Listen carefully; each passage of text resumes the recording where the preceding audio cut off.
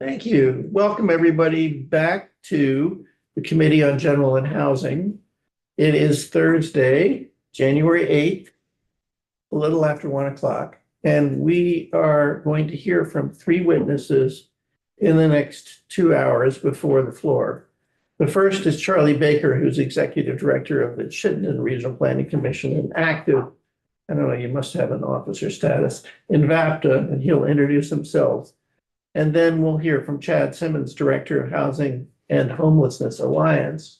And then also Michael Monte, who was going from Champlain Housing Trust, was going to testify in the morning. He's going to testify now instead. Is Michael coming in by video? No, yeah, I think so. He's actually in the building, Michael. Okay. So, Charlie, as you know, this is really an opening series of hearings for us, talking about what's working, what's not working with respect to our legislation and what we should do differently. Take it away. Thank you very much. For the record, Charlie Baker, as you said, Executive Director of the Chittenden County Regional Planning Commission, lots of days, but then also spending a lot of time with our state association. I chair our government relations committee and have been doing a lot of the work to try to have us collectively work to implement Act 181, which was the regional planning maps with Act 250 benefits, et cetera. So I'm going to review this. Charlie, just a quick question about VAPTA. Yes, sir. Do you guys, are you a membership organization? It's the 11 regional planning. It's the 11 RPCs, but it's not individuals or individual planners or anything like that. It's the executive directors, really. And then sometimes, and we have subcommittees that are topic oriented, that work more specifically with individual agencies. Right. Okay. Thank you. Yep. Sorry, I had Catherine Dimitrik's name out here, just she was planning to be here, but then was out of town. So just to drag her name in a little bit. But this is pretty similar. How many of you plugged into the December 9th legislative briefing that we did on Act 181? I think a number of you did. So apologies. This is we did also have Ledge Council here at the beginning of these hearings, kind of went over what's in the Home Act, what's in Act 181, and reminding us what's in our housing bill from last year. Good. And so I have some slides on that's probably redundant, and feel free to wave me on. You've heard that story too many times. So planning a lot about engagement, both municipally and with our residents. It also has a new process with the Land Use Review Board approving regional plans, which hadn't happened before. And just in terms of purposes, there's multiple purposes, of course, in those regional plans. But the one we put up top here was the housing growth areas. And there's language actually in statute that says we have to demonstrate that a substantial majority of housing growth can happen in these growth areas in each of our regions. So that's part of the process that we're in right now. There's also some standardization of the future land use areas and these housing targets. So we'll talk more about that. Just for your sense of what's going on in terms of the Regional Planning Commission's schedule with the Land Use Review Board. This slide gives you a rough sense of when we are submitting to the Land Use Review Board for this. There's a multi-phase process with the Land Use Review Board. So we're all submitting for an initial 60-day review. It's kind of an informal review when we have a good draft. And then we'll come back months later to get it finally approved. 3 of us have gone through that initial review and have gotten letters from the Land Use Review Board. They're out there on the Land Use Review Board website if you're curious as to how that's going. I'll talk some more about how that's going. And then you can see, January, a couple more, February, March, April, May, a couple more in May and July. All the RPCs are going to go through that initial review by July. And we are all on a deadline to have our plans done and adopted by the end of the calendar year. So we're all on schedule to do that. And this is kind of the rough flow of it. We were trying to work with the Land Use Review Board to pace it out a little bit so they didn't get 5 in 1 month. So hopefully that will work okay for the Land Use Review Board. You mean maps or, no, It's a full plan, the full plan? which includes the map. Some RPCs. Yeah, it's really the full regional plan, including the maps. Is there any way that the public could access it? Access the map- meetings. The plans? The plans and maps are all on our websites. And when we submit to the Land Use Review Board, then they're on the Land Use Review Board website also. Okay. And I won't spend too much time on this, but there's 15 planning goals. Focus on the future. And we talk about as part of it in our planning work, the statute requires us to look at a whole bunch of different issues. Natural resources, economic development, housing, public facilities, transportation, agriculture. And so we have to look at all those things, and we kind of basically look at all those things and then have the land use map as kind of a final product of like, okay, after we looked at all the issues, how does it all land on the landscape? What makes sense with our communities? Question? I do have another question. Sorry. Go ahead. Do the regional planning commissions take into account the size and future of local schools? That, we are supposed to kind of look at education facilities a little bit, but there is not like a capacity of schools question that I think we specifically get into. Okay, thank you. Yeah. And I think you probably already know this, but we present our regional plan and future land use maps to the Land Use Review Board. When the Land Use Review Board approves our plans, two things happen that have statewide implications or state implications. One is the areas that are eligible for our maps get automatically the designation benefits, whether those are centers or neighborhoods. So those centers and neighborhoods tied to our future land use areas. And then also, if a municipality opts in, they can get some level of Act 250 exemption. And that's where you hear about tier 1B and 1A. I can't remember if I have another slide here, but 1B is kind of the easier initial exemption to get, and that allows up to 50 units of housing per project to be exempt from Act 250 in those areas.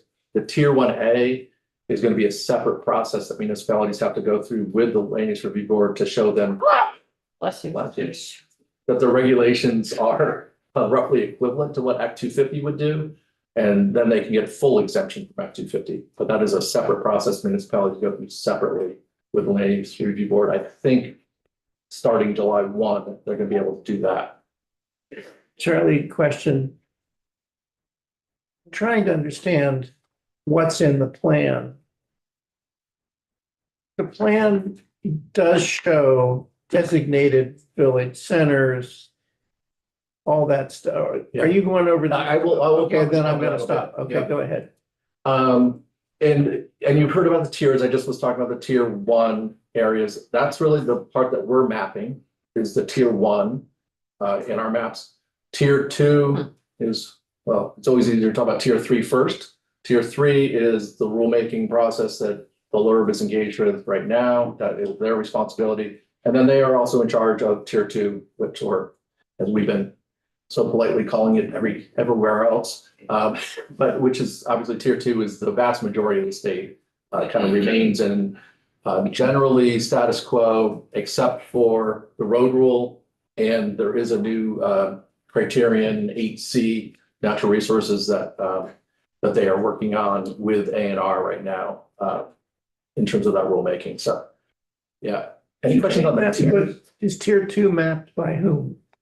No, excuse me, tier 3 is mapped by LURB. That's right. Okay, As part of their rulemaking process. and the road, the areas that are subject to the road, and the road rule isn't mapped. It's That's right. It's right. Just everywhere else, exactly. Okay. Sorry for everywhere else, but But it's everywhere, right? It's also in tier 1. that's a good, I do not believe so. I don't believe that the road rule applies to tier 1. But that is a good question, Mr. Chair. Let me follow up. If I had some paper and pen, I would follow up on that. I will get back to you. Oh, I will throw the pen. Full service. I got it. I actually. It's right there. Thank you, thank you. Yeah, I do not believe that applies in tier one.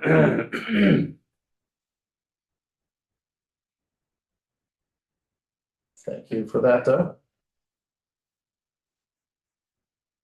And then in terms of our future land use areas, which I may be somewhat related to what you're asking, the tier 1B eligible areas, the tier 1 areas are downtown centers, village centers, planned growth areas, and village areas. So those are 4 specific land use categories you'll see on all the regional plan maps. Then there are rural areas, those hamlet or crossroad communities, rural general, rural ag and forestry, and rural conservation. And to your question, Mr. Chair, we are required to map rural conservation, but it is not tier 3. And that's something that we've had to spend quite a bit of time with our individual community to talk with, like, just because you see rural conservation on our map does not mean that the rural is tier 3. It has no Act 250 jurisdictional implications whatsoever. And then there are some other areas that could fit in the more developed areas or less, transition areas, enterprise, which are more of the economic, industrial park type areas, and then resource-based recreation, which is a long way of saying ski areas.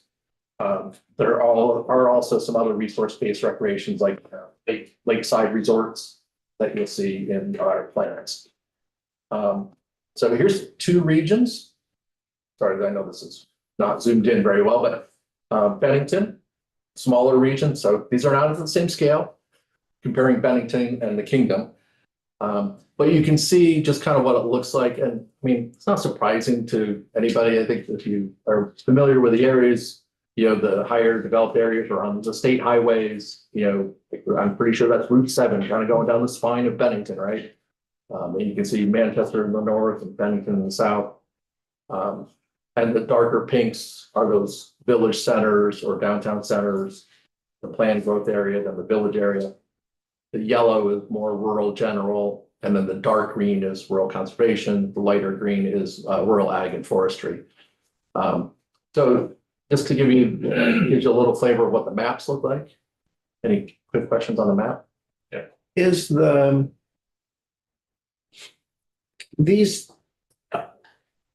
I understand the tiers deal entirely with whether you're exempt from Act 250 and how. Okay.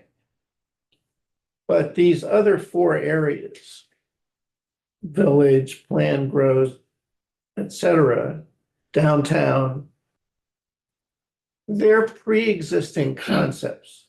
No. They came out of what? Act 181? Yep. Okay. When I referenced making all of our maps consistent with the same future land use areas and descriptions, these are the areas I'm talking about. So that these are 181 changes to make us more consistent in how we were mapping future land uses. And then those 4 that are on the left. Those are the ones that make up the tier 1B eligible areas. You have to be one of these or in these 4 areas to be eligible for tier 1B and then ultimately tier 1A also. Right. So and they really make up the tier 1 areas. But aside from Act 250 exemption, if my town has an area that's called Downtown Village Center, what difference does it make? What does that mean? I have my own zoning. Is there a requirement that the zoning has to be consistent with the designation? No. So tier 1 Act 250 benefit, right? Yeah. The second benefit is around the designation program. So there's a section of statute, Title 24, Chapter 139. Sorry, I know this. Sorry for myself, but I know this. But Chapter 139 describes the benefits that are attached to the centers, so both downtown and village centers, and then to what the designation program calls neighborhoods, which are the planned growth area and village area. So, for example, so historic tax credits are kind of a big one in our centers.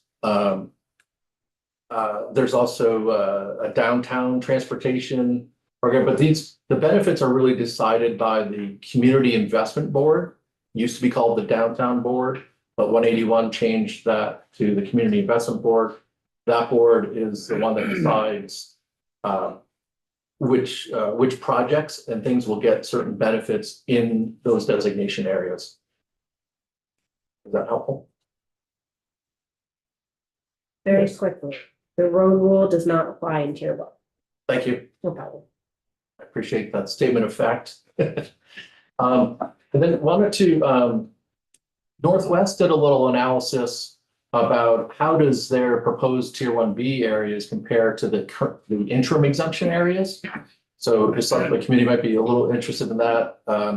And they have 1.8% in their interim exemption area, 2.1% of the county or the region, in the tier 1B eligible area. So for those of you not Which familiar, 1.8% was The current. the interim the interim. exemption 2 area. point something or other. 2.1% is what has come out of the mapping process with our towns in that region. Which the current we were trying to include one and B. It's Was that- not, it's the interim exemptions. Sorry, one of the other provisions of 181 was that it did this interim exemption map. Yeah. Or diameter basically around the center. So it's like, if you're a village, it was a 1/4 mile from the village center boundaries. Okay, If you're downtown, it's 1/2 mile from the downtown center boundaries. And so they were kind of circle, I will call them, kind of like that. As we've actually worked with our communities, it's not always that much of a circle all the Yeah. time, right? It's a little, yeah, could be a little this or that. but I think the goal was kind of like, we're gonna get the one A and one B. Yeah, it's pretty consistent, yep. But a That little doesn't bit, include the one A though. 1A is a subset of 1B. So whenever Oh, so you that's hear me gonna- say 1B, that includes the 1A. Oh, area. okay. Yeah, perfect, thanks. So there's a little, is it typical that it's a little more? I guess it. Yeah, that's, I think that was the point of us putting this slide out to you, is to let you know that as we're doing the mapping, we are bringing in areas that were not included in those interim exemption areas. And of course, with areas, we're working it through with our towns, so it's kind of consistent with what the town has been working on, planning with their zoning. So we just wanted to kind of be aware of that dynamic, that although interim exemptions was kind of a good, quick exemption thing, it's not exactly the geography that makes sense locally. One more question, and I'm asking this because, well, there's a certain amount of dissatisfaction with the road rule, with tier 3, et cetera, and there's discussion, there's various places where people are saying, extend the exemption periods. But what I'm wondering about is, I'm not sure I understand the dissatisfaction. I mean, I'm not necessarily saying one way or the other, whether I agree or I don't. I'm just saying I understand it. But from what you showed us earlier, it sounds like everybody's on schedule to just be done this year. And when they're done, very often their mapped areas might be a little bigger than the exemption. That is exactly what we're trying to communicate to Do you. you feel that in fact, everybody is on target to get things done on? Absolutely, So you think it actually will be done by year end? absolutely. Yeah, okay. Yeah, and I just left a meet, we just had our state association meeting this morning. I was running in late, but and we actually just reviewed everybody's calendar again. And the calendar that I showed you, or the schedule that I showed you earlier, sorry, here we go.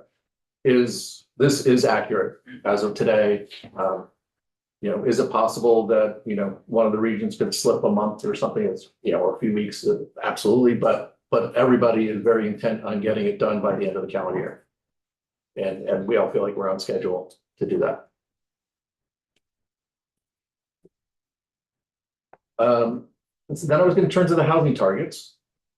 And happy to talk with you about that. This was work, we participated a bit with DHCD and VHFA to come up with the statewide housing targets. So you can see at the bottom here, or in this table, you see two sets of columns, the lower and upper for 2030 and a lower and upper for 2050. I think, so that's what we got from DHCD, after their work with VHFA. And we've been really kind of focused more on the 2050 number, just, in our business, we're kind of doing longer term planning. And so it's 172,000 units in the upper limit, or the upper goal for housing for the whole state, or 79,000 in the next 25 years. Those are both multiples of what we're building now, right? If we're building a couple thousand units now, it's like, maybe over the next 25 years, it'd be 50,000. So even a low number is probably even a little higher than our trend, maybe 50% higher than our trend. The upper number is, maybe 3 times or more our current trend, I think. And so that kind of plays out in each of the regions. One of the tasks that the legislature gave DHCD was to break down that statewide target by region. And so that's what this table is. Happy to, and it's kind of, VHFA did a lot of analysis about needs and trends. There's a whole report online if you want to dive deeper into the methodology of what came up with this. As a practical matter, I think what we're all using that lower and upper, and then I think what seems to be evolving is like, well, let's kind of seriously shoot for the middle. That seems like a stretch goal. I know in my region, the lower number is our trend, and so like we're going to hit the lower number of this without doing anything in Chittenden County, but and you can see our numbers here are like 16,000 or 15,783 and 47,000. So, but we're kind of thinking, 47,000 may be really hard to do, but we could probably get to 30,000 with some hard work. So that's, I think, or 32,000, whatever that split number was. Any questions on the regional and statewide target? Yeah. I'm just curious, like, obviously some of the areas have more urban centers, larger, capable, as opposed to rural areas. We really put our focus on building in those urban centers. Our money, our intent really goes towards dense downtown areas that already exist. How does that factor in with getting kind of somewhat similar percentage jumps? Some like in rural areas, they don't, like a lot of the areas don't have like water and sewer. Right. And so it's like and also we're not putting a pile of money into areas that don't already have pretty significant downtown capabilities. So we're like funneling our intent and our money in one direction and then telling these other areas like, and keep up. Right. Yeah. We respond with what I believe state policy and intent is not to put all the money in Chittenden County. I'm not necessarily saying Chittenden County, I'm just, there's other areas in the state that have, I mean, Newport's a pretty good sized area, really. Yeah. Think about it, but. So, and I think the intent and the way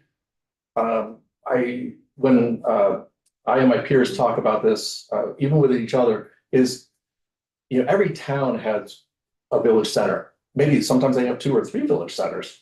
And those are also prioritized in the state policy making, really through the designation program. Like, every village center, even if they don't have infrastructure, so can qualify for some benefits to encourage reinvestment there. So I guess I'm kind of saying yes and no, or yes and. There is the broader notion of like, where's the most efficient place to have land development and testing? It's on infrastructure. And so you're right, that is. But every region has places with infrastructure. So no regions are left out of this.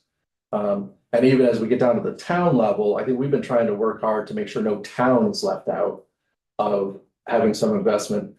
And definitely when you get to more rural towns where, okay, they might have a small village center with no infrastructure. How much housing growth can they really take there? It may not be very much. And those are the conversations that we're having as we're doing, breaking these down into municipal housing targets. Yeah, I just, it. The building part is totally different in rural towns. Yes, yep. Because we can't build up when we don't have the sewer capacity or I don't have all the numbers yet for the municipal breakdowns, but one of the things I'll say to you now is that is reflected as we're working with our individual towns on this, of like, and a good chunk of these numbers happen in rural Vermont. This does not say that all of this housing has to happen where we have the designations or where we have infrastructure. So as we're working with our towns, and sorry, just because I think I've had more conversation with Catherine in Northwest, I think they are slightly over 50% is happening in those, I can call them the tier 1 areas. Yeah. And so, but 45% or something is happening in the rural. Well, that's the question though, but perhaps what you should do. I mean, what essentially people are wondering is, are we asking rural areas to grow without resources to grow? Yeah. And I think one thing you might talk about now is what was the process of the dialogue back and forth in terms of us getting down to the municipal level? Did you take into account areas that are developable? Did you take into account sewer and water or other factors like that? Yes. I think we're trying to get to something that makes sense, right? And so one of the things we're recognizing is that the majority of housing development over the last few decades has been rural. And so there's nothing in this to stop that. And to some extent, maybe we're even trying to encourage it, right? Because how do we meet these housing targets without rural housing too? So rural housing is absolutely part of this equation. The investment in rural housing, I think maybe that's happening through different mechanisms than the designation program, right? The CHIP financing tool that you voted on last year doesn't have any spatial targeting. So, a property owner that wanted to do a rural subdivision and maybe needed help with a joint septic system for 5 houses, in theory, they could get CHIP funding as well. So it is harder to figure out, outside of like that kind of septic or well thing, like what assistance would help rural housing, or I don't know, maybe there's ways on financing or buying down the cost of the house. I don't know that, but I don't know if does that fit with the kind of rural dynamic? I guess what I want to know is what kind of look at. Yeah. Did you look at, do the commissions, when they disaggregate this growth, do they look at where water and sewer is? Did they look at, so a town without any of that did they push down the housing? Yeah, and this is this is also some probably some negotiation that happens around the regional planning commission table, right? Which is, hey, my town can only really handle this much growth, then can somebody else take some more? So I think some of those, it may not be that single conversation, but that's generally what we're trying to massage through is kind of what can you handle in your town? And can we do some more or do less in a town because of other dynamics? Certainly infrastructure is a big part of it. We spend a bunch of time, I know in my region, looking at the water and sewer service areas are a huge driver around the state, I think, because we know it's easier to get dense development there, right? We can go up and not just out. I'm going to ask about that, whether or not among all these other criteria, when you set the goals for the really small communities, going up is not as much of an option because of the availability of fire equipment. They don't have $1.5 million for a ladder truck is what they need to go up 3 stories. So 2 stories is kind of the limit. I'm not the expert on that, although, but I've heard 3 or 4 stories is okay without a ladder truck, but I don't know that that's different. I'm hearing different towns have it at different debate in, different fire chiefs having different opinions on some of that. But yeah, so that is, a lot of what we're doing is trying to work through, and I can only speak to my region and in my rural towns. There's not a heavy burden on a lot of growth, maybe a little bit beyond what has been happening in my rural towns. But that's only because I had my 4 cities, Burlington, Winooski, Essex Junction, and South Burlington, say, we'll take on more, we'll get much denser and go higher, right? And I don't know if there have been articles out in like Mont Digger yet, but you'll see, Essex Junction's talking about 10 stories. South Burlington approved 12 to 14 story buildings last year. Burlington approved up to 12 stories, I think last year also. So there is, I think, I was fortunate to have that dynamic where I had some urban towns that could take some more. But the other RPCs are doing the same kind of thing, negotiating kind of how to land these in a way that makes sense to the communities and get community buy-in. We all work for our municipalities, so our boards have to be okay with this. The towns have to be okay with it. Does that help, Mr. Chair? It helps. Do you know if any region experienced the problem where they went town by town and they decided they simply couldn't meet the region's housing goals? I have not heard that. I certainly have heard towns say that. I had Charlotte say that to me, like, oh, we don't think we can do this. Like, well, really what we're saying to you is like, they do 7 or maybe 7 units a year or something. Like, can you do 8? And I think that's kind of what their goal is.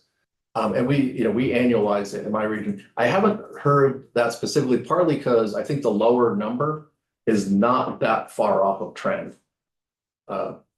So I haven't heard that yet. That's a good question for me to circle back with my peers to find out. And there are certainly towns that want no growth. Sorry, I should make that clear.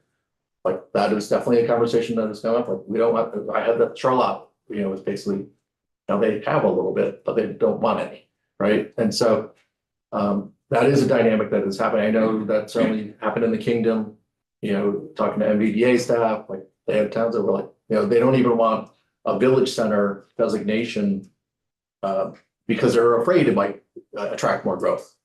And so there is a dynamic out there. Elizabeth?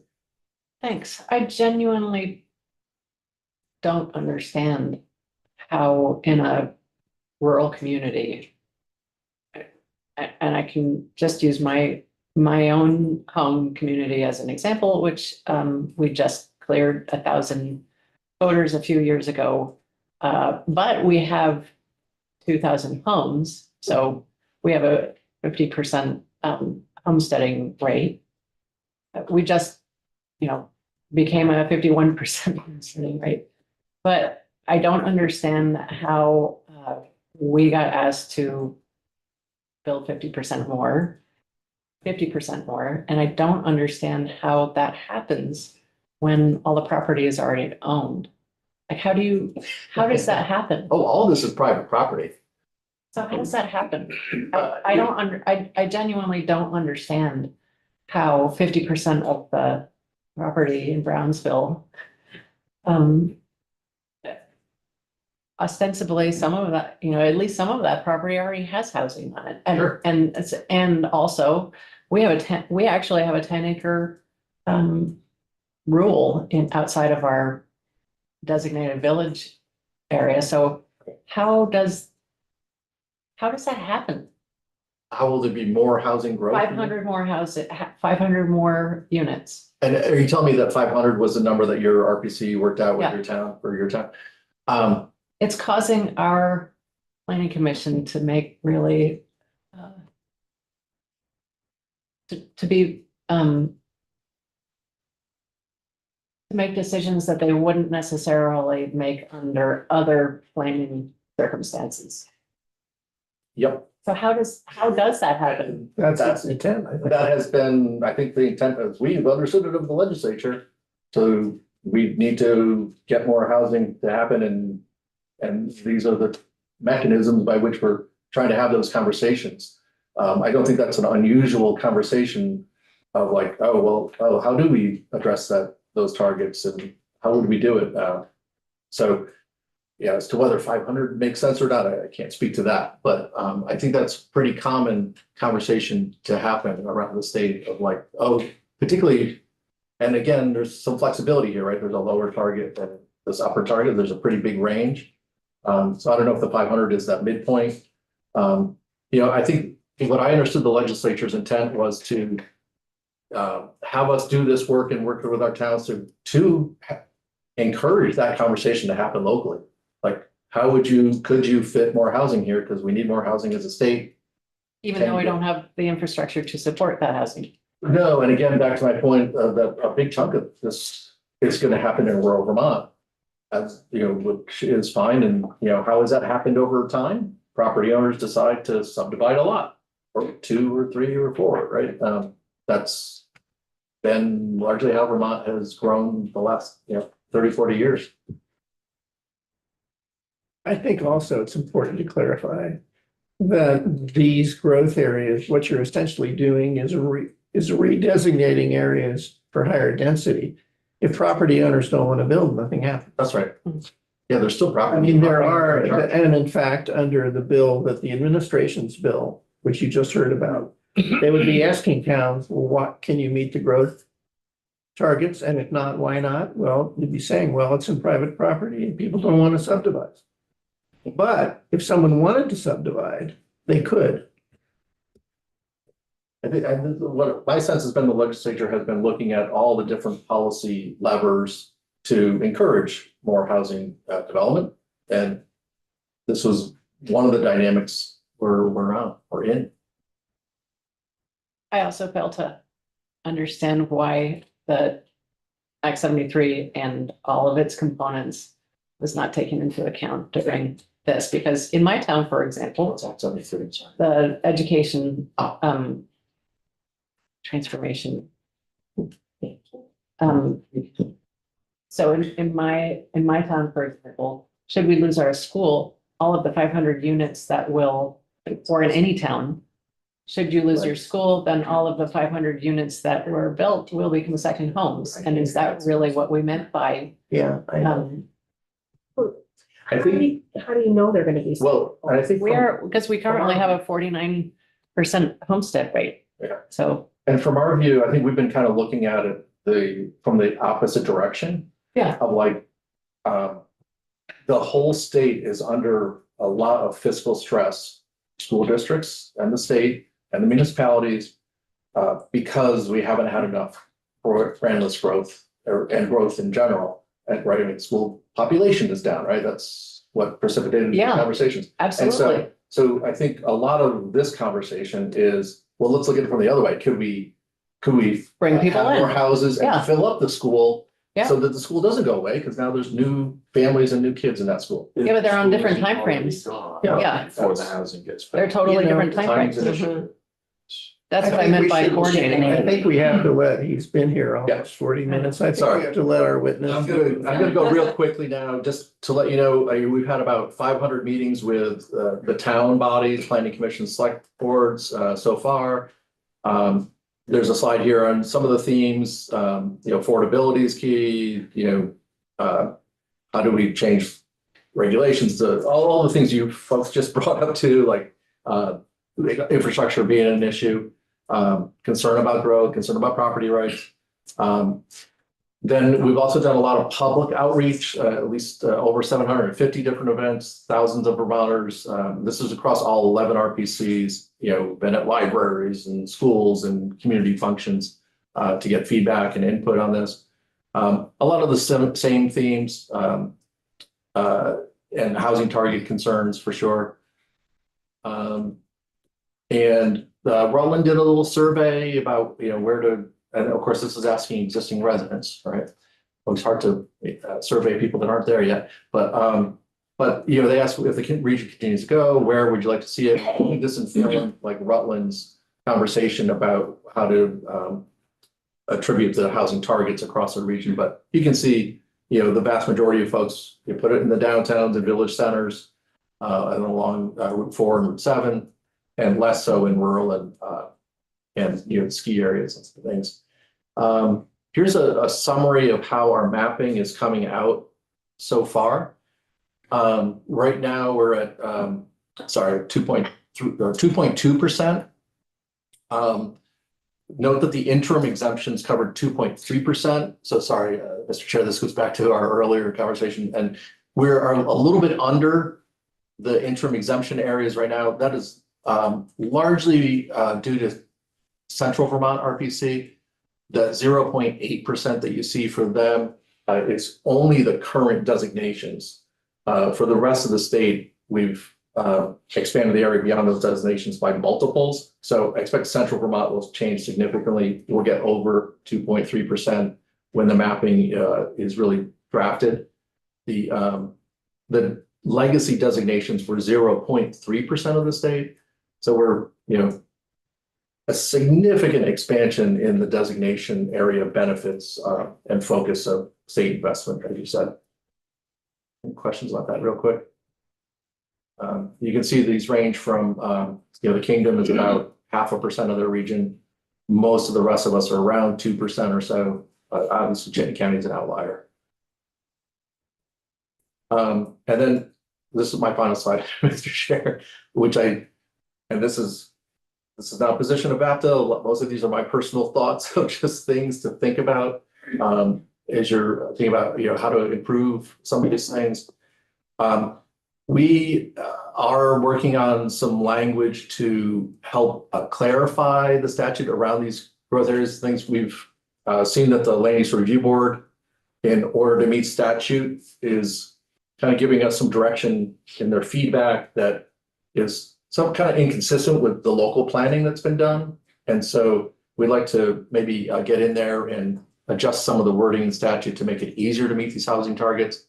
I think based on the early letters that the first three of us have gotten, I know for my region, if we do what the LURB thinks we have to do to meet statute, we'll lose about 10% of our growth area that we've mapped with our communities.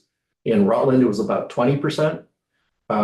So we are kind of, and we think this is a significant issue. We are maybe even interested in addressing it as quickly as possible in this session, so that we could get the statutory change in before we are submitting to the LURB for final approval this summer.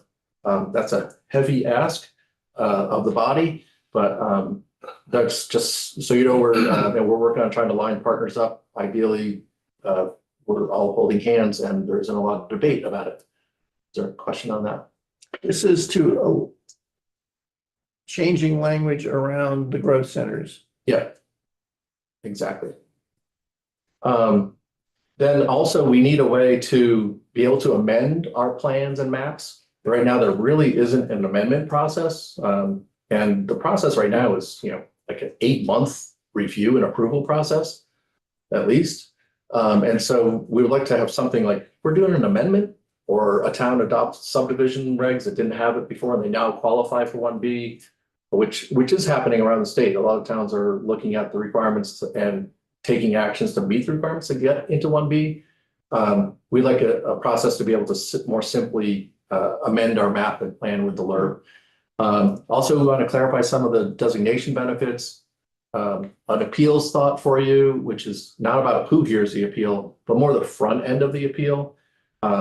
That appellants would have to get more specific about what doesn't comply, what part of statute doesn't meet, in an effort to stop the de novo appeals, and just really focus on specific issues.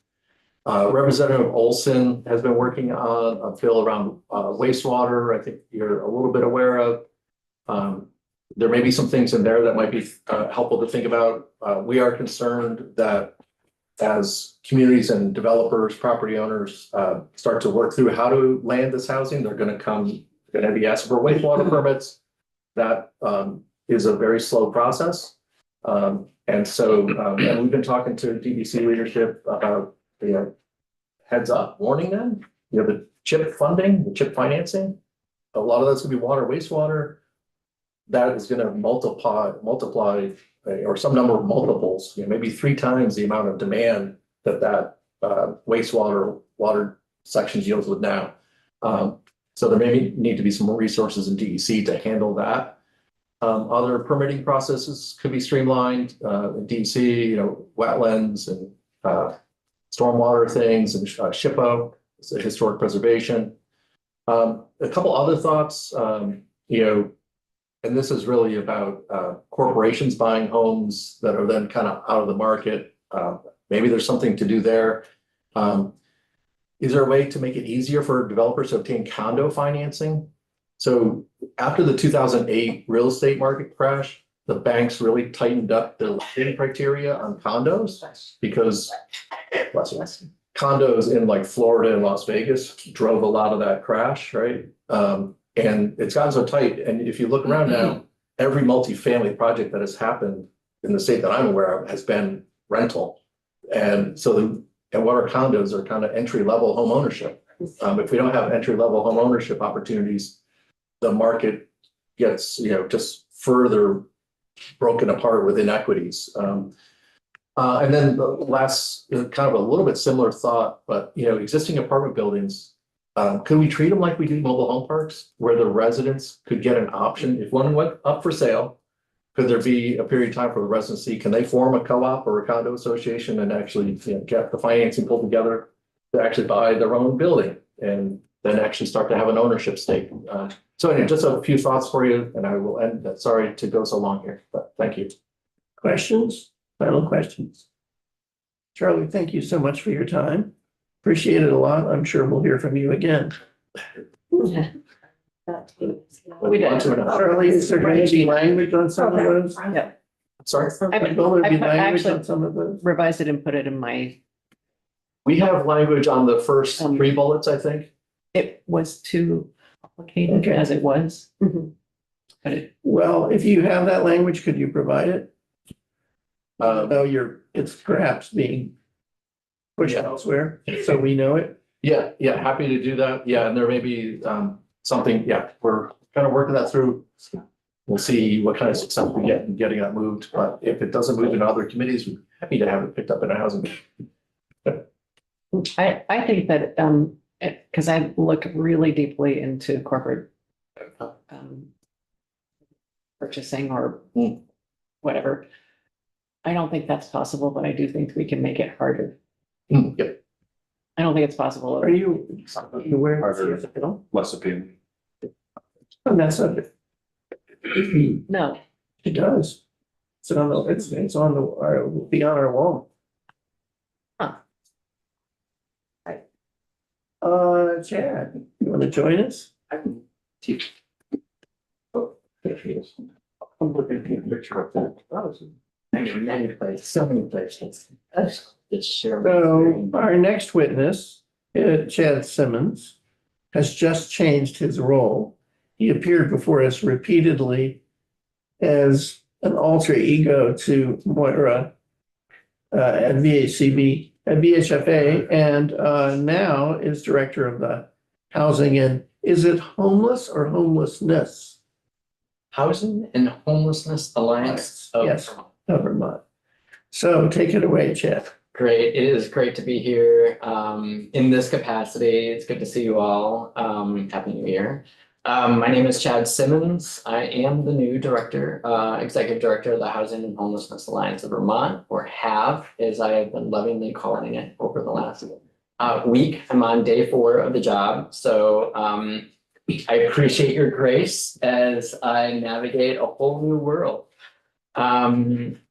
Before I jump in, I'm going to spend, my hope today is just to reintroduce the committee to our alliance. I know the previous director, Frank Knack, was in a couple of times last year, but it may have been a minute since we've last been in. So I'm going to share a very high level overview of our alliance and who we are, what we do.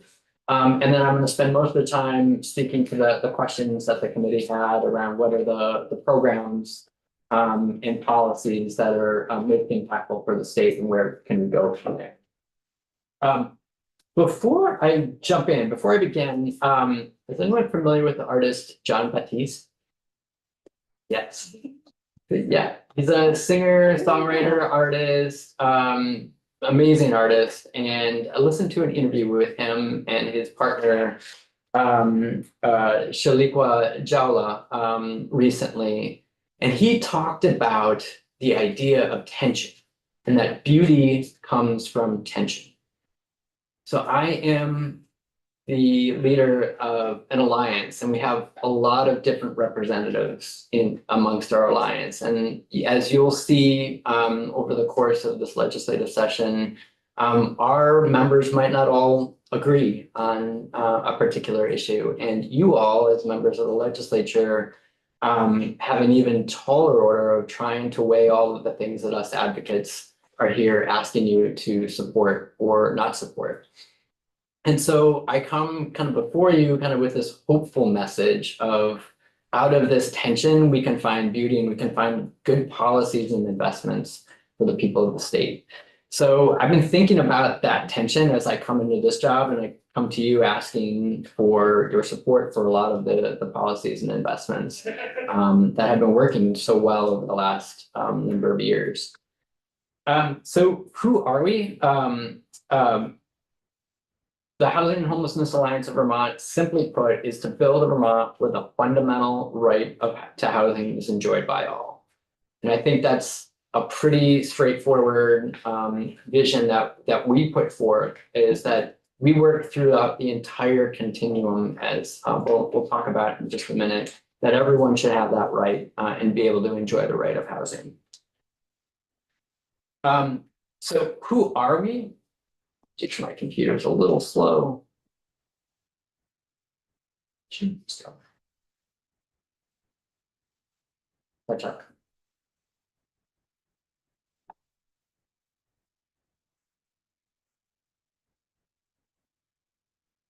So we are a member-driven and statewide alliance. We are represented by service providers, youth, older Vermonters, mental health organizations, anti-poverty, housing organizations, homelessness prevention and supports, and finance. We formed in 2023 out of the merger of two organizations, the Vermont Affordable Housing Coalition and the Vermont Coalition to End Homelessness. Now, this slide I could spend an hour on, but essentially there are two parts of our organization. The first is the balance of state continuum of care. And this encompasses, if I were to do the slide over again, I would make this box much, much bigger and the advocacy part much, much smaller. But they both have significance. The balance of state continuum of care is a HUD designation, which essentially means that our organization acts as the designated HUD entity that applies for the continuum of care funding from the federal government. This is a significant part of our housing continuum and supports and resources for homelessness prevention and supports. It also encompasses our local housing coalitions, our HOP, Housing Opportunity, technical assistance and training for those providers of housing supports and homelessness prevention. And so it includes a lot of different activities that my staff, Molly Shimko and Grace Shire, orchestrate behind the scenes. So it's a really exciting bit of work. I'm still learning all of what we do, but each of your communities has a local housing coalition that's represented and is part of that continuum of care. I should also add that the coordinated entry component is also a part of that. And something that you'll be hearing me talk a lot about throughout the session is how interconnected these are. I just spent the morning in House Human Services, and my hope is that we can have more conversations between these committees and talk about the spectrum of housing needs that we all have. I'm just gonna spend a minute on this slide. This is kind of making this up as I go along, but as our organization passed our strategic plan earlier in mid-2025, as well as some guiding principles for our policy framework, I wanted to highlight a few key pieces that I think are really important. First and foremost is the role of government, federal, state, local government, in supporting the groundwork, in supporting the ability for us to have that right to housing. And I think it's really important to take a minute and think about how our government can play or not play a role in actively supporting that. So the investments that you all make, the policies that you all pass, set the groundwork for success or gaps in our housing infrastructure. Equitable access and investments, simply put, this just means that our organization, our alliance, feels that those who need it the most should have access to the resources and the services and supports to access housing. So you'll see that in a lot of the programs that I'm going to list off, the policies, and some of which you have seen me talk about before in my previous role. These are the types of things that we feel should be most encouraged and most invested in. Permanent affordability. This committee has obviously heard many of our member organizations talk a lot about this, that state investments should be prioritized to keeping housing affordable for those most in need and over a long period of time. Fair housing, that everyone should have access to housing and that there should be protections for people, whether or not you're single or have children or older, may have come from another country. Everyone should have protections in order to have housing. And finally, restorative. I know this has been a major issue in many of your communities around and across the country, speaking candidly, around how we approach the visibility of poverty and people who are experiencing unsheltered homelessness. Our alliance believes that there should be restorative practices rather than criminalization and punitive activities to address our housing and homelessness issues. So we support efforts to look at eviction prevention and efforts to keep people housed even when they might be going through tough times.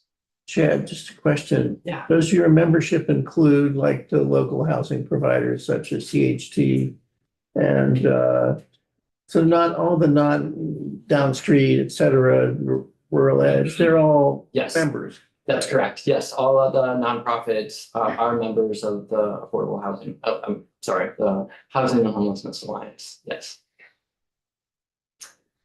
So many of you are familiar with the three-legged stool. I'm kind of taking that analogy and putting it in a funnel because I like funnels. I don't know. But I'm going to use this to kind of build upon what programs and policies we feel are working and we feel the state should continue supporting and further support. So we've got capital for housing development. Those are the dollars to build the physical homes and create the mechanisms for housing to be built or preserved. The second is rental assistance. Again, many of our members represent the lowest income households and work directly in supporting folks that are really on the edge. And so with that, you need rental assistance to ensure folks can remain in those homes. And finally, the services that are required to support people in wherever they are in life. And you'll see that represented in those programs. So I'll start here and feel free to ask any questions if you have them. Many of these in this first slide, you all will be familiar with, and I know a number of folks have shared these programs for the last couple of days with you. So I won't go into great detail for each. Whatever. Yeah, go ahead. I'm sorry, go ahead. No. So the investments, continued investments in the Vermont Housing and Conservation Board, VHCB. We support, in addition to the statutory property transfer tax amount, last year, I believe in FY26, it was $37 million. In addition to that, we are continuing to seek one-time funding for perpetually affordable housing. And as you've heard over the last couple of days, the impact of that has been profound on the state's ability to house everyone who needs housing.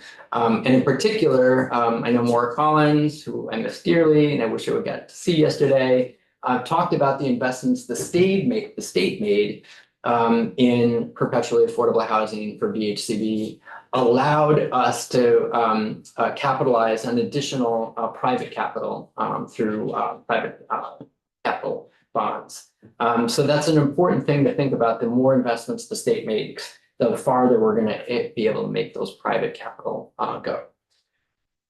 The next is the Vermont Housing Improvement Program, widely popular, and our members have been able to use this program, especially through the coordinated entry system of getting people into homes and rental properties that needed a little bit of work to be able to be habitable. We have a question here. Yeah, go ahead.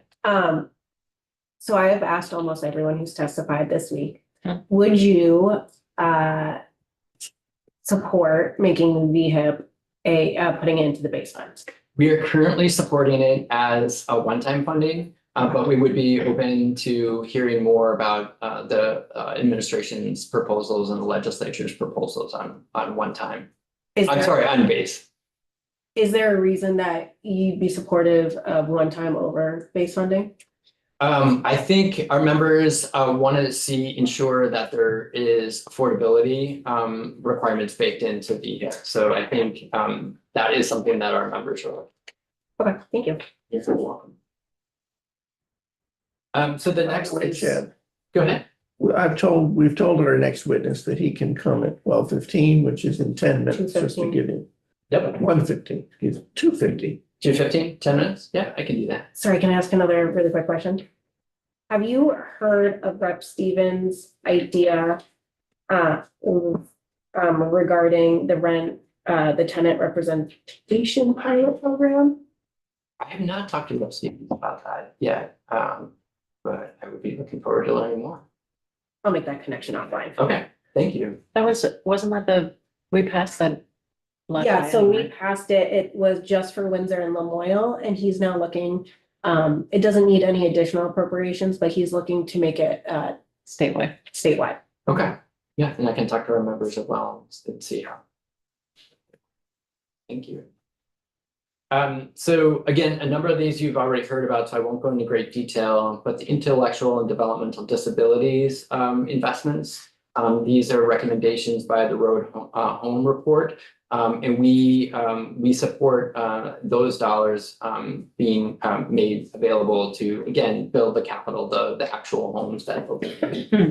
The Manufactured Housing Improvement Program, again, we have seen the success of this administered by the Vermont State Housing Authority in rapidly getting manufactured homes. And this has been a strong program supported by the Manufactured Housing Committee that for a very long time has been a part of the Alliance. And finally, the Healthy Homes Initiative. This is administered by the Agency of Natural Resources. This provides the infrastructure, so similar to the CHIP program. Without the infrastructure, it's very difficult to build the homes. This has been, again, a strong support behind getting those additional dollars for water, wastewater to support manufactured homes. Oh, what does MHC stand for? Manufactured housing communities, oftentimes interchanged with mobile home, but our alliance has been using the manufactured housing communities. Thank you. You're welcome. So rental assistance. So there are a number of programs that we've seen time and time again are successful and vital to our housing continuum. Vermont State Housing Authority's Voucher Contingency Fund. I know Kathleen Burke was here this morning talking about that. We strongly support their ask to create this fund and to ensure that that debt spiral that they've talked about can be staved off. So we're strongly in support of that. And obviously the vouchers are a crucial component of our housing, be able to provide housing for folks. CVOEO's Champlain Valley Office of Economic Opportunity, their own a voucher program. And so these are specific vouchers for families experiencing homelessness to get them into rental properties. Again, a really important bridge for folks to be able to access housing. Chad, is CVOEO and Community Action the same entity? They are the community action for the Champlain area. That's Okay. correct. Is the home program federally funded or state? It is state funded, yes, it is state funded.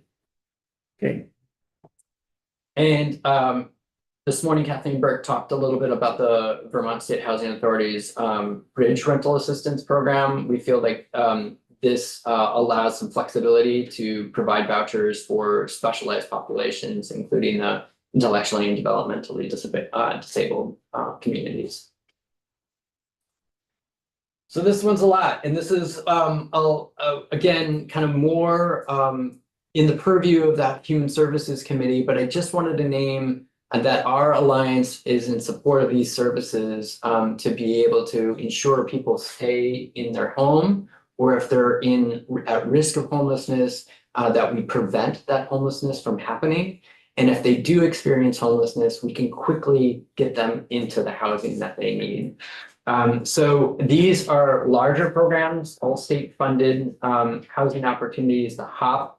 We're looking for a BAA ask, which we just made in Human Services this morning, as well as a base funding for FY27. The General Assistance and Emergency Shelter Program, I understand there is a bill that was just released that will be looking at some of the policy changes there. We'll be digging deep into that, but we strongly support the continuation of the General Assistance and Emergency Shelter Program investments. Down payment assistance, one I'm fairly familiar with by VHFA. Again, continuing that state tax credit and ensuring that down payment assistance and that support for folks moving from rental properties to home ownership for first-time buyers is continued. So we strongly support that. Investments to the Land Access and Opportunity Board. I hope you have an opportunity to hear soon from Jean and Ornella from Land Access and Opportunity Board about the investments and policies that they've been able to do. Anecdotally, I've been working with them in my previous role with the Homes for All initiative. That's a collaboration between the Department of Housing and Community Development, Land Access and Opportunity Board, and VHFA. I think those are really exciting partnerships in how they're filling much needed gaps in our housing continuum. Community Action Program, the CAP agencies funding requests. Again, these are services that are extremely crucial to ensuring people are getting their needs met either within housing, existing housing, or in risk of homelessness. And finally, CVOEO's mobile home program. And these are dollars that help with their advocacy to ensure people can stay in their homes, or if they need assistance accessing mobile home or manufactured housing supports. So my last slide are more of the policies that we'll be taking a look at and some of the things that have worked really well in state policy. Our members have supported and continue to support regulatory, zoning, and planning land use reform that makes it easier to build homes. Our priorities are for affordable housing to be able to access that that land to be made available for affordable housing. But broadly speaking, we feel this is good state policy to ensure that our land use and regulatory reforms allow for housing to be made easier and more accessible and more affordable. So we will continue to look at the bills that are coming throughout the session, working with our partners and endorsing some of those changes. I know Let's Build Homes was in yesterday, and we have had a chance to look at some of their policies, and we'll plan on endorsing a number of their pieces. The housing construction costs and creative building approaches, a number of our nonprofit members in particular have really looked at how we all can benefit from improved housing construction and building practices. So we'll continue to look at those policies and practices and investments. And the last two things are eliminate the criminalization of homelessness. So this is something that has happened nationally. We're seeing lots more of our communities consider criminalization or civil penalties. We would prefer a different route, a more human and restorative practice in ensuring that if people are struggling in public, that we have other avenues in which they can get the help that they need and not lose their housing. Questions? On that, oh, sorry. I'm not the chair of this committee. I had heard from a constituent that there may be a bill, I don't know if it'll come here or upstairs, probably upstairs, but it was anti-cruelty to Vermonters experiencing homelessness. Have you heard about a bill like that? Not familiar of that particular title, but we Oh, have been maybe. in. Is there, you know what I'm talking about? Yes, there are a number of organizations that are looking at a bill that would prevent further criminalization of poverty and homelessness. And we are in support of efforts that would. All right, I haven't seen it. I asked her, I wonder if it was similar to the homeless bill of rights type of thing. It is. Which I have not seen, I personally have not seen language. Okay. I'm still playing a little catch up, but we will be looking at bills that are proposing some structural changes in policies. Well, I guess we'll wait to see if it drops here or upstairs. Thank you. Just to go off of that, are you planning on testifying across the hall at all this year on this? Testify wherever I am asked. Yes, as far as I know, there are a number of members who are looking at policies. And again, going back to what I said earlier, that tension is, we have members who are property owners and who want to ensure the safety of tenants across all of their homes. And so we are trying to ensure what are the best ways in which we can ensure people have access to homes wherever, but also remain safe in decent circumstances. So yes, I hope to be able to speak to those in other communities. Great. Gail, you had a question? I So just we have a know question. that- Oh, Debbie, did you wanna, Yeah, I just wanted to verify that these programs are for people that domicile in Vermont. That someone maybe they domicile in Massachusetts and then they come to Vermont. Are these programs going to serve them, or are these programs for Vermonters? Sure. It's a fair question. One we've been asked before. And so a number of our communities, so I lived for 14 years in Brattleboro. Brattleboro is on the corner of Southern Vermont, is on the corner of 3 states, Vermont, Massachusetts, and New Hampshire. And so in the work I did previously, working on substance use and harm reduction, we saw people move back and forth. Some folks had families in Western Massachusetts and wanted to be close. And we see that in other parts of the state. A number of our members work in the Upper Valley, New Hampshire, and Vermont. So we want to have policies and investments that ensure people have housing. And I think for that's first and foremost. And then making sure that they are getting the housing in the communities that work best for them. We have not seen a lot of data that suggests that people are coming to Vermont. I know folks may be familiar with the research from Greg Colburn, who wrote the book Homelessness as a Housing Issue. The treasurer invited him to speak a couple of years ago. In his research, it showed that has not been a trend. Things may be different in the time that the research showed. Our federal policies have obviously shifted considerably. People are forcibly being moved without their own volition to other states. So I would encourage us to look at how those federal policies and the dynamics happening on our border communities are impacting people's choices. Thank you for that you have question. a question? No, Gail has a Gail has a question. question. Okay, first of all, I'm gonna piggyback on that because I have done some research regarding how many people come into Vermont from out of state and use the services, any of the homeless services, and it's 4%, less than 4%. Half of that 4% is people that have ties to Vermont, whether they lived here before or they have family or they've worked here. So every state says that. And they don't want it to be that it's homegrown. So the other question I had was, do you have any data that shows the towns that are putting in their fair share as far as the homeless? Like Burlington is really burdened. But are there other towns that are doing as much as they can? It's a great, it's Yeah. a really good question. I do not have data on the dollar impact.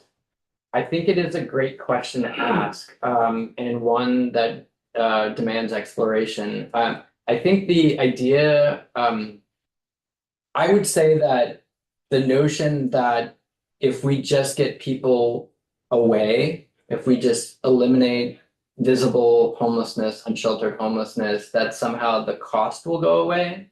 And we don't see that borne out in data. I think someone else is just having that cost borne onto them. So I would agree that some of our communities are experiencing really acute unsheltered homelessness, and that creates other health, public health issues.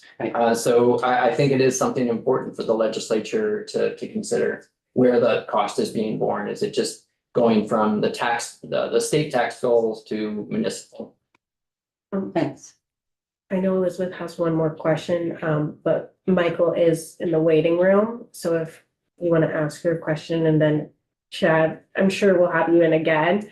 You can send either your statements, or we'll have you in again to definitely chat more. Sure, thank you. Do you know of any data specific to the state of Vermont that quantifies the cost of homelessness to the state?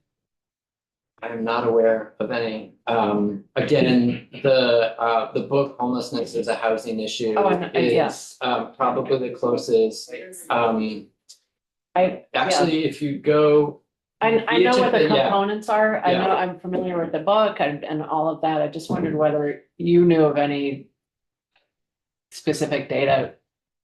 Or data specific to. I will ask my colleagues at my former colleagues. I was gonna at say, you USFA. know about data. Because I It's- do believe that was some of the follow-up to that conversation was what does the Vermont specific data tell us? It's not- Around. I'm not talking about housing. I'm talking about rehabilitation, cost of policing, cost of addiction, cost of family services, cost, all of the results of being below the line. I am not familiar with the data, that data, but I can take a look. Thank you. We'll talk about it, because I have a lot of. Chad, thank you so much. Really Thank you for having appreciate it. We will be in touch. And congratulations on your new role. Yes. Yeah. Thank you. Yes. Our next witness is Michael Monte from the Champlain Housing Trust, the CEO. Michael, welcome. Thank you very much.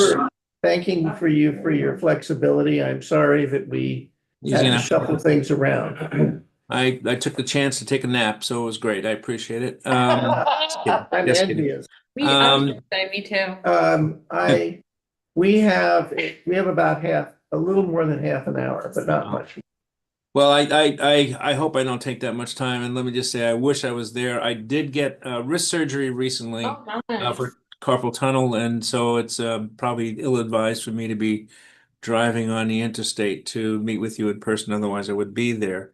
So thank you for your allowing me to be able to do this from my office, and I hope I'll come and see you again throughout the legislative session. Happy to do that.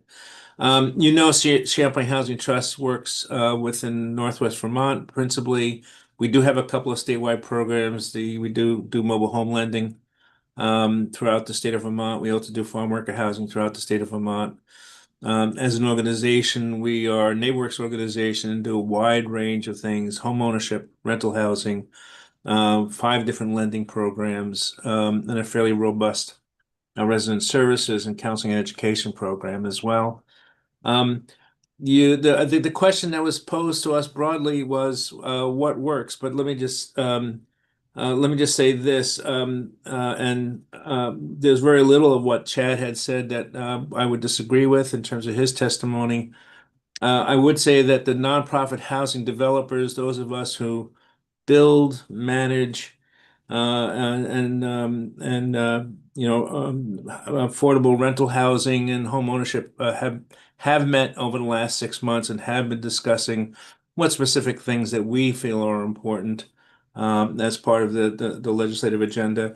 Again, on the Housing and Homeless Alliance board, our chief operating officer at CHC sits on that board, and we are very much in support of that agenda. But this group sat down and began to sort of think about what it felt was important to be able to lay out to you. And I'm going to see if I know how to share my screen.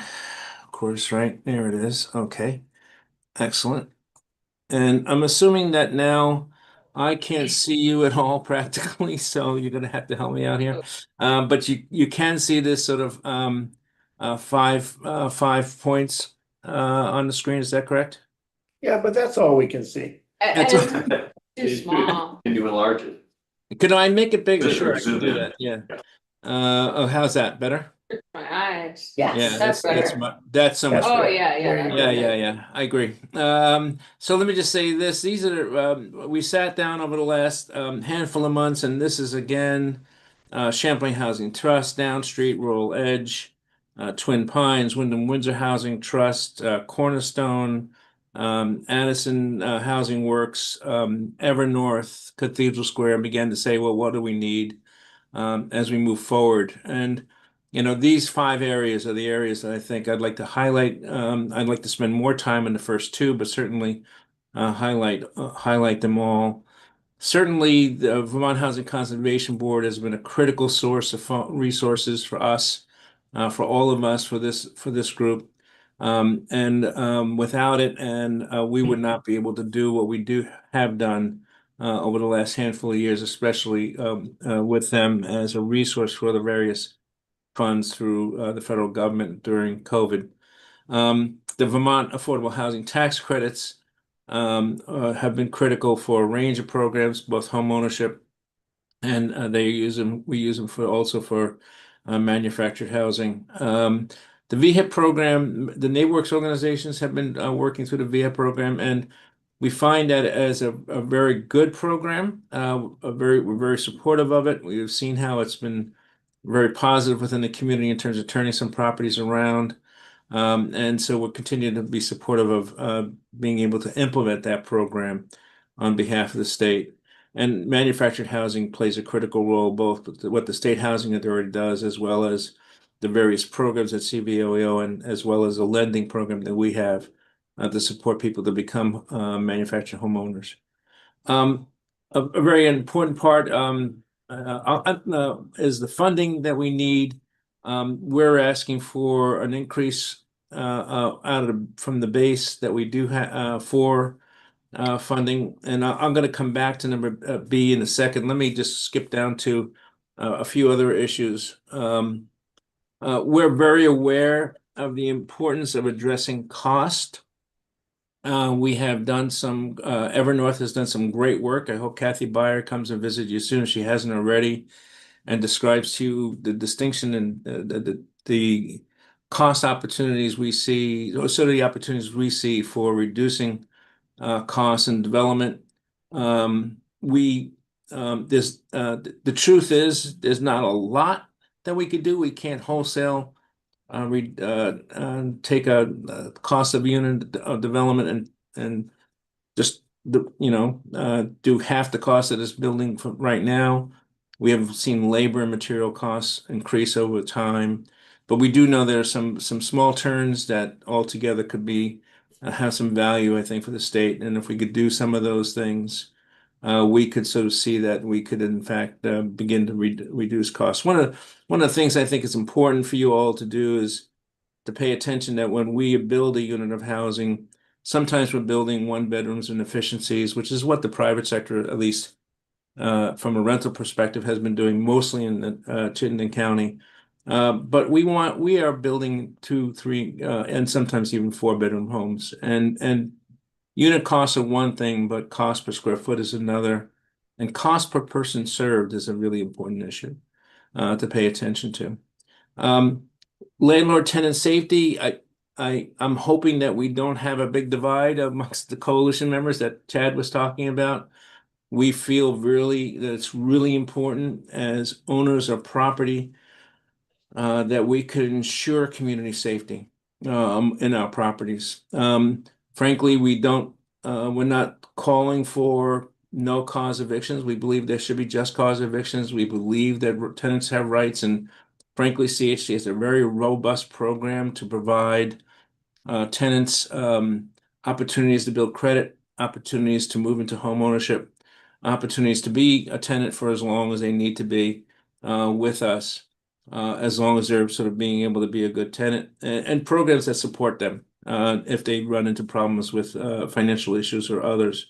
But every once in a while, we find ourselves in situations where, as owners of properties, we're not able to ensure the overall safety of a community. When I say community, it may be buildings or set of buildings.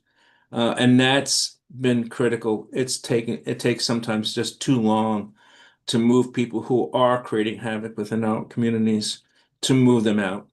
We did a comparison of Evernorth has a great chart that shows the difference between Maine, New Hampshire, and Vermont. And we're just 3 or 4 months longer than those states, and there's no reason why it should be that way. So hopefully there'll be an opportunity to have more discussion about that in the future with you all. It's critical for from a financial position point of view, for us nonprofits to be able to sort of work through that issue in a more expedited way, but also in terms of the people who are living in our properties, to be able to know that safety and security is as important as anything else. The issue of preventing homelessness, we and many of our nonprofit developer partners are doing more than ever in terms of homelessness. We housed over nearly 100 families last year. And I think that that work is critical. In this particular bullet, we're calling out the state housing authorities' need for support. And let me just say that it's impossible to move someone who is very low income into a rental housing without there being some level of support through the voucher program. So you looking at that and seeing if there's some support for that is a critical, I think, step to ensure that we could continue to house people who are homeless into permanent housing. Going back up to permanent affordable housing, it struck me last year that we provided leases to about 350 households at CHC. We didn't build 350 houses last year. I think it was altogether, we've hit about 100 plus, a little bit in that number. So our permanent affordability, the ability for us to continue to always have a permanent stock of affordable housing, ensured that an additional 250 or so households were able to get the support they need to become to achieve affordable housing. This is true of our home ownership program as well. Almost half of the folks who came through our home ownership program last year came because we had already had a previously built stock of permanently affordable housing.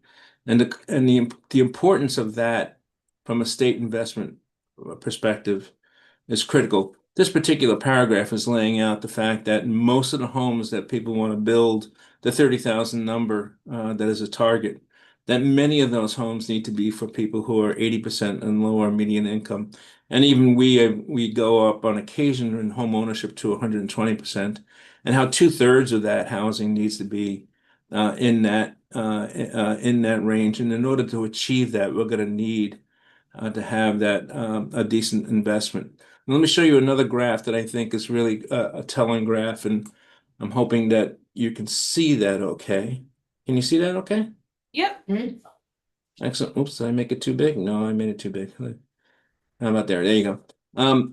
Perfect. This particular graph basically illustrates the level of investment that we've had since 2020 to 2026, and we're still building and developing and leasing up housing now from the 24, 25, 26 resources that were available, and how they're going to be trailing off if we don't get that 45, if we get additional investment in Vermont Housing Conservation Board.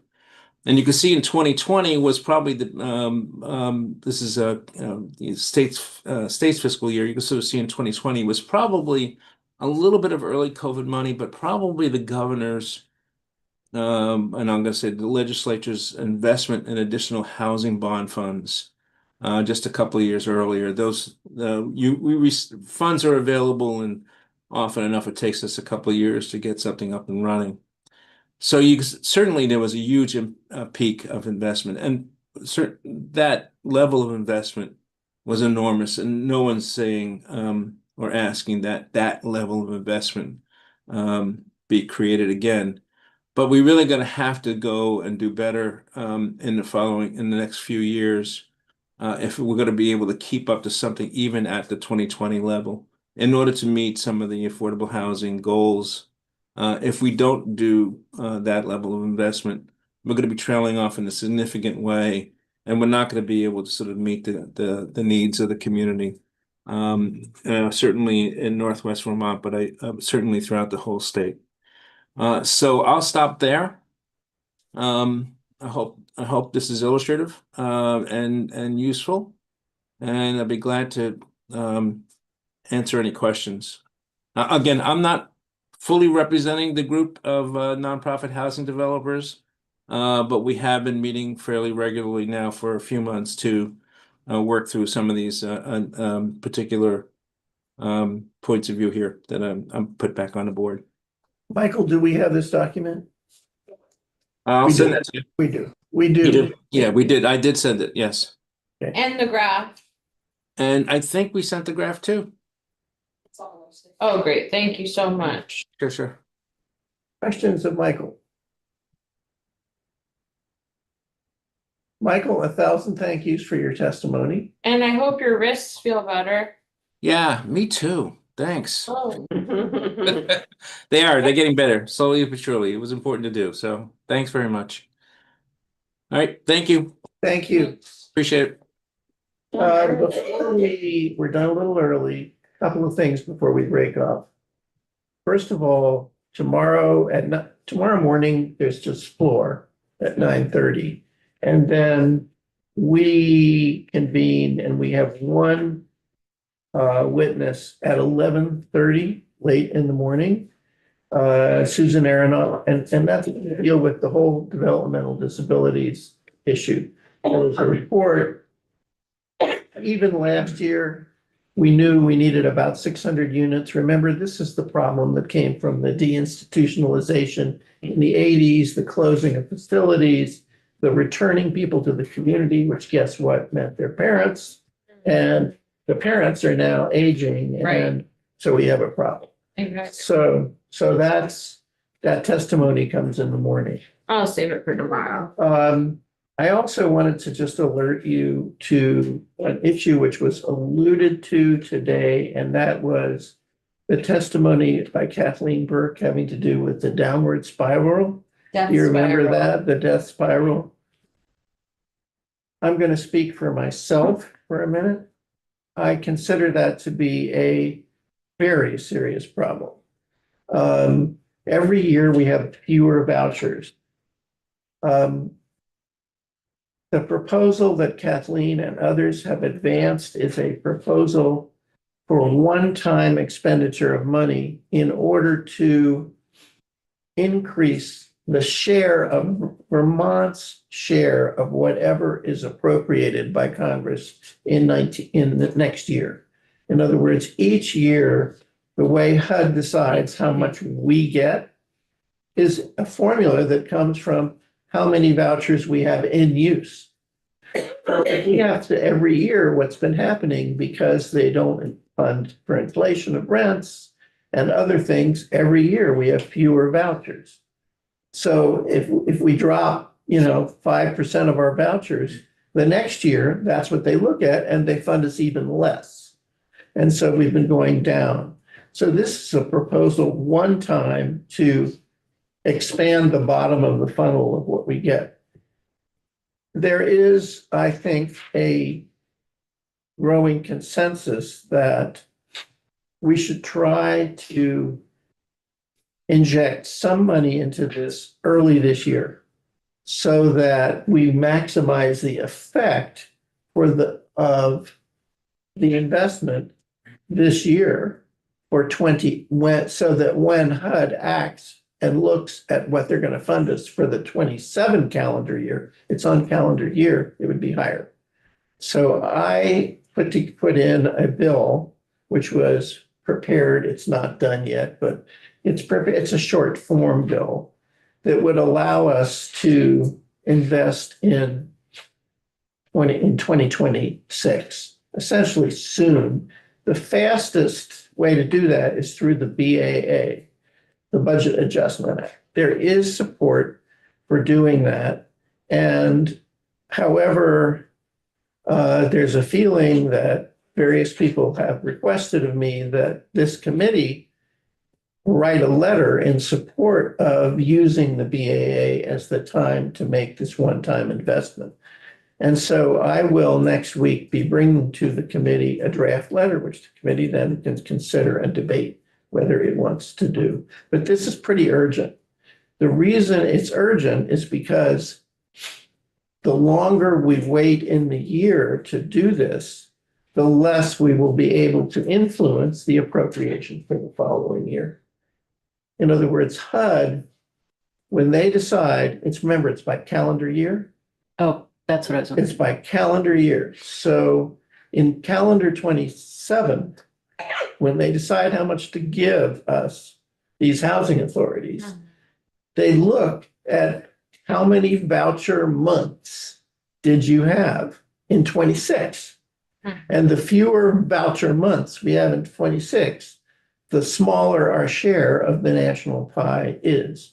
So this is a one-time effort to expand, it's slow the decline of our voucher months for 26 in order to ensure that the 27 appropriation is higher. In order to do that, the sooner we act, the sooner that we can use that money to keep the vouchers going. And the thing is, it's really up to the Appropriations Committee what they're going to do and how they're going to manage this. But we've been requested to weigh in, just like we weigh in on the budget. Do you guys remember? We always send a letter that says, here's what we support and here's the order in which we support it.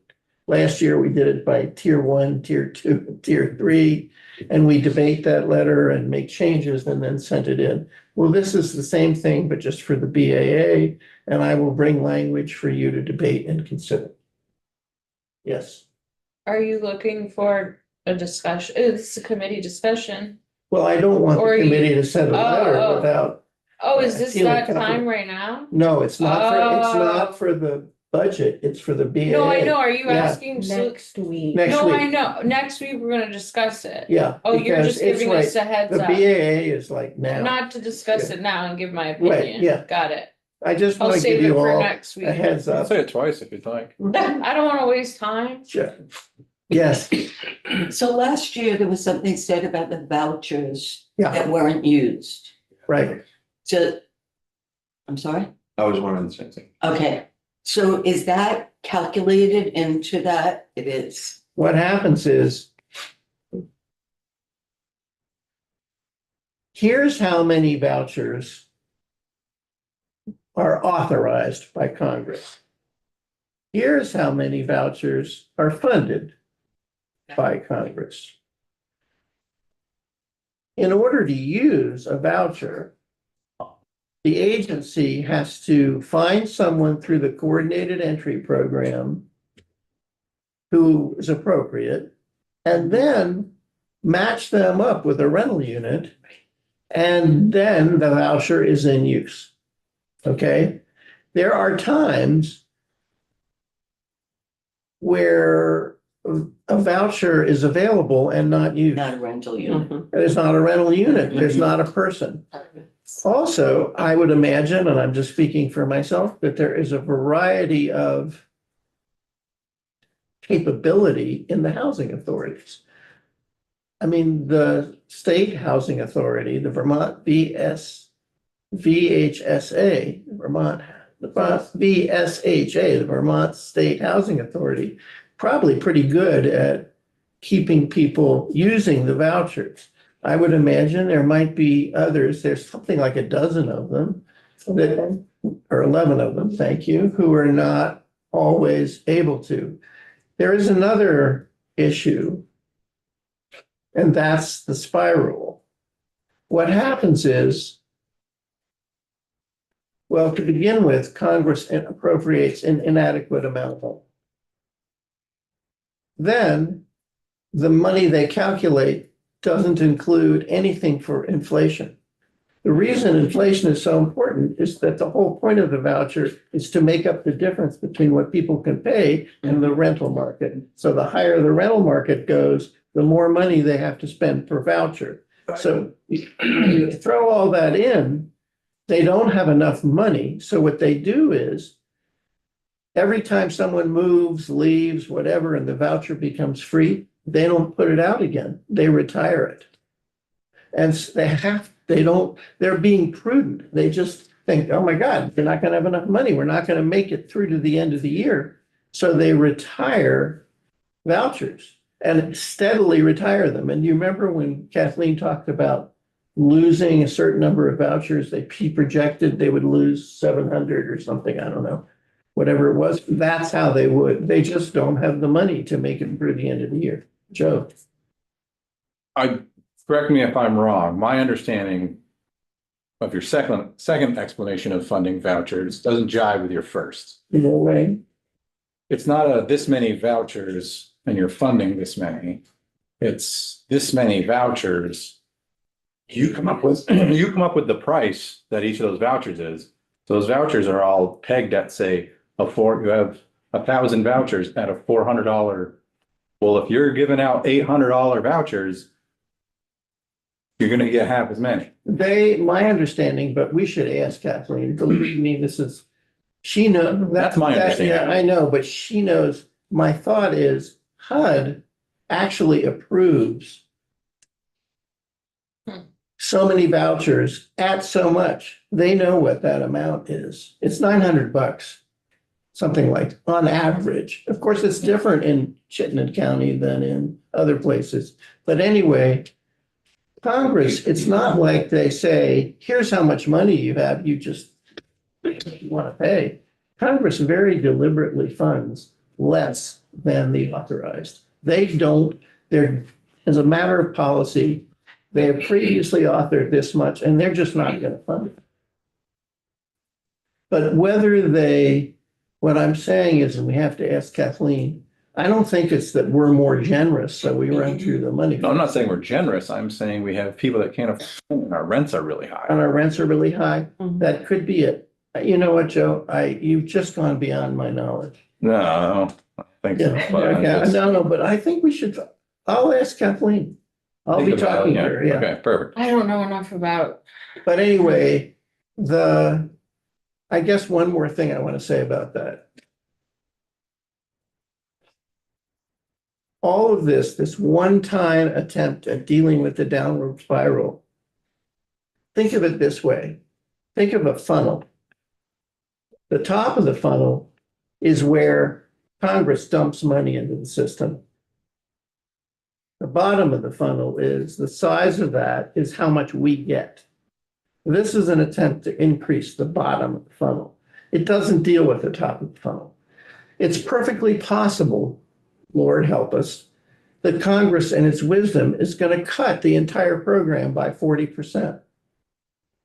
if they cut it by 40%, what we're doing now is just saying our share of that 40% will be as much as we can make it. But if they really do cut it by 40%, we are going to face issues that are much greater magnitude than this issue. I mean, what we're talking now is a one-time investment of $5 million. If we were really faced with having to throw 3,000 families onto the street, it's just going to be, something we're really going to have to look at what we do. I'd like to hear what other states, like, what are other states doing about this too? Do we have people who can talk to us about that? I'll tell you, one of the things that other states are doing. One of the things that other states are doing is capturing the tax cuts that were given to the 1% Oh, yeah. and funneling it straight back into providing for. So a surcharge, Yeah, I mean, To- California just enacted a huge flipping a surcharge. Yeah. surcharge, yeah, to fill that gap. Yeah, it's not just the 1%, it's like, but the top end, yeah. Got it. Well, the federal tax cuts. Yeah. That Right. Okay. those Well, yeah, I'd people like who to- got tax cuts, it basically just capturing that same amount, almost as if it was a gift to states, to of that money. Right, Alright. there are bills that are going, that are around here to do that. Some dropped today. Is I your, saw. is your intention with how you're gonna do it, Well. that it's just money for the program? Or is it held back and it only takes effect should we run out of vouchers? It's the kind of thing, no. Its purpose is to be, it's halfway in between. Its purpose, in my view, is to, but I'm not gonna control this, it's gonna be approached. Yeah, The yeah. I'm- purpose is you don't distribute it unless you can, the local housing authority can demonstrate that they have vouchers, that will prevent them from retiring. And Meaning that there's a voucher and there's somewhere for them. If they have a voucher, that this will result in a reduction in retirement of vouchers or an increase in the number of vouchers that they can issue. It has to be used. The money, if it can't be used, it isn't gonna be spent. So we're closing that gap Yeah. between what's not with the voucher. So Yes, one time. Yeah. Because if we're successful, let's say we increase the number of vouchers for Vermont State Housing Authority by 500. I don't know. That one time will result in their getting more money next year, which will end the spiral. If they use it. If they use them, if they don't use them, well, then the money won't be spent. No, it's the same money. I don't know, so that's kind of halfway answer to your question. Yeah, I was just making sure that it wasn't like a, Yeah. here's 5 Here's million. 5 million. Have Use it fun, wherever guys. you use Yeah, it. no. Which would be like increasing voucher size or this or It's that. actually being set up as a kind of reimbursement. Is that what it is? They can't do it Yeah. unless they spend. we're not getting used. How Next about- one committee, Yeah. Not a voucher. So what, why don't we? If you- I think we are. Next week. Okay,